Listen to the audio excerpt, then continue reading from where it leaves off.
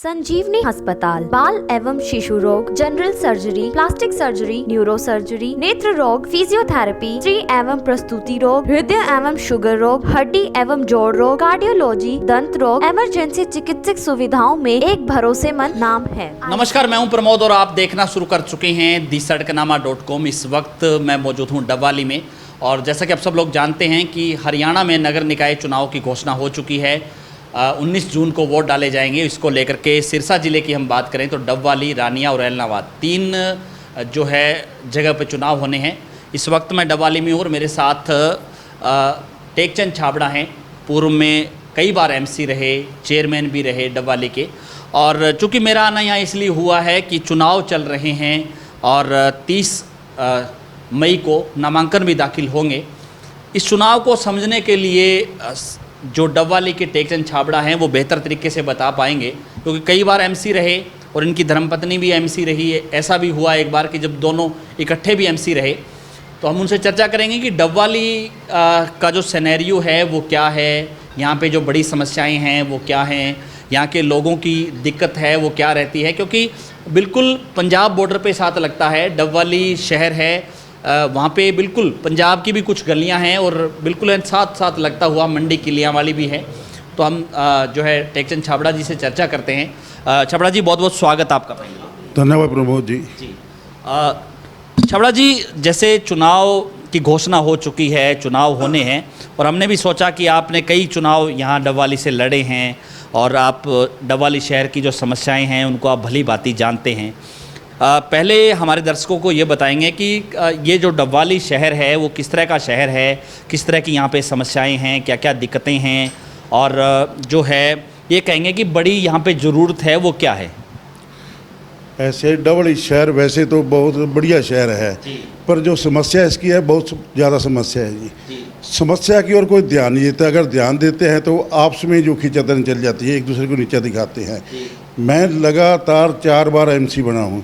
1995-96 से लेकर आज तक 4 बार मैं एमसी बना हूँ। एक बार मेरी धर्मपत्नी कृष्णा छाबड़ा भी एमसी बनी है और इस बार मेरा भतीजा विकास छाबड़ा है, वो भी एमसी बना है।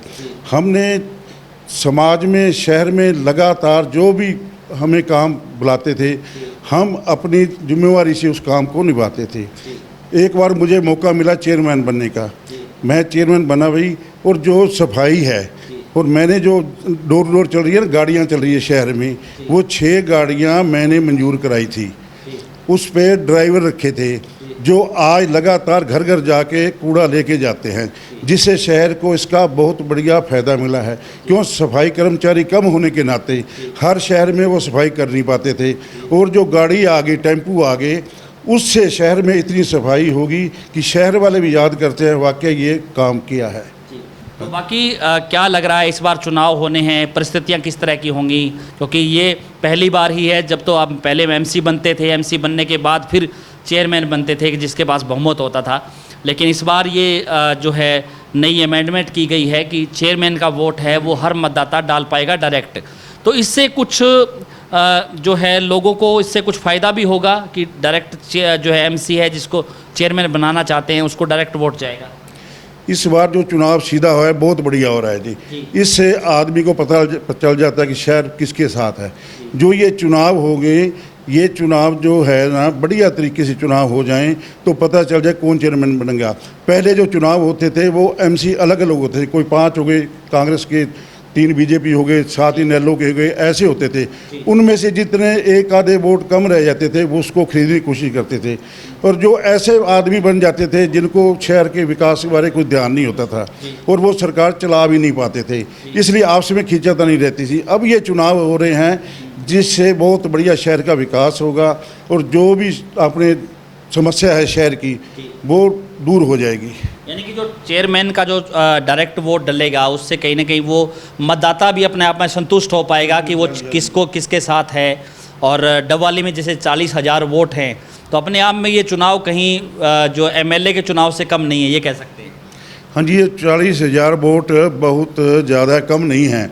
इससे जिस तरह एमएलए का चुनाव होता है, उतनी ही पावर एमएलए जैसी पावर होती, क्यों उसके पास जो है काम करने की शक्ति बढ़ती है, और जो सरकार का पैसा आता है नगर परिषद में, उसको अपने ढंग से कहीं पे जहाँ पे समस्या है, जहाँ पे काम होने वाला है, कहाँ की सड़कें बनने वाली हैं या गलियाँ बनने वाली हैं या सीवर बनने वाली हैं या सफाई काम होने वाला है, या जो अब हमारे 21 वार्ड हैं, 5-6 गाड़ियाँ हमने पहले ले ली और इसके साथ ही 17-18 गाड़ियाँ नई और ले लेंगे, जो हर वार्ड में एक गाड़ी चलेगी और शहर की जो सफाई है वो इससे दूर हो जाएगी।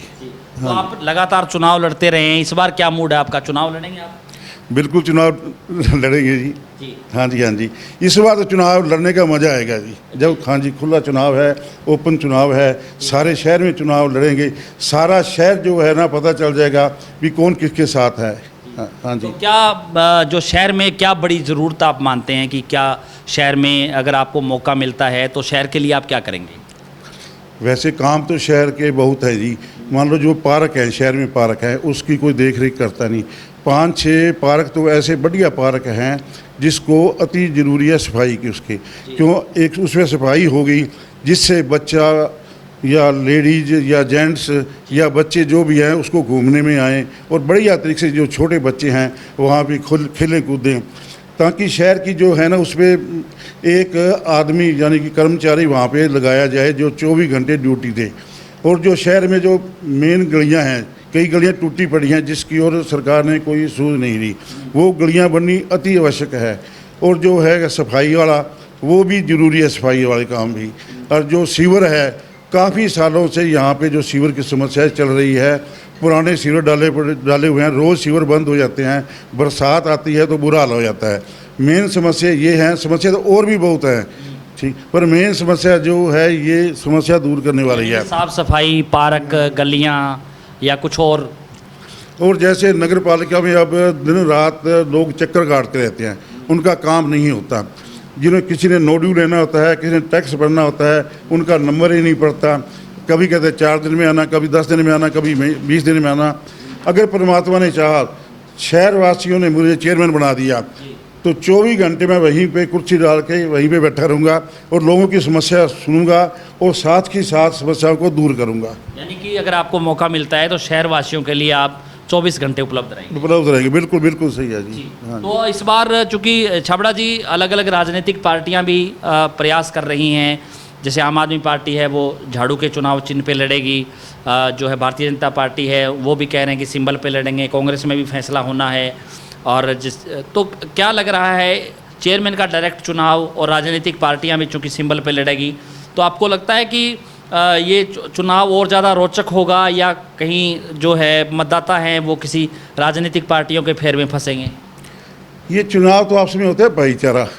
अगर किसी पार्टी का मन करता है कि वो निशान पे लड़ेंगे तो उस पर लड़ लेंगे, हमें जो भी आदेश होगा, पार्टी का आदेश होगा, हम उसी को स्वीकार करेंगे और हम उन्हीं की बात को रखते हुए, मद्देनजर रखते हुए हम घर घर जाएंगे, शहर में जाएंगे और अपने वोट की मांग करेंगे। हाँ जी, धन्यवाद।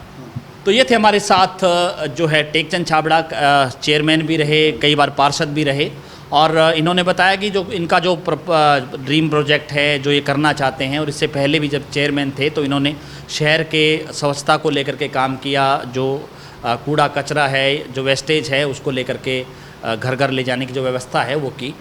तो इसको लेकर के हम लगातार चर्चा करते रहेंगे, क्योंकि शहर की सरकार का चुनाव होना है और उसको लेकर के अलग अलग, चाहे डबवाली की बात करें, चाहे रानिया की बात करें, चाहे एलनाबाद की बात करें, तो अलग अलग जगहों पर जा करके हम लोगों की भी नब्ज़ टटोल लेंगे और उसके साथ साथ जो संभावित उम्मीदवार है हम उनसे भी आपको लगातार रूबरू करवाते रहेंगे। बहुत बहुत शुक्रिया।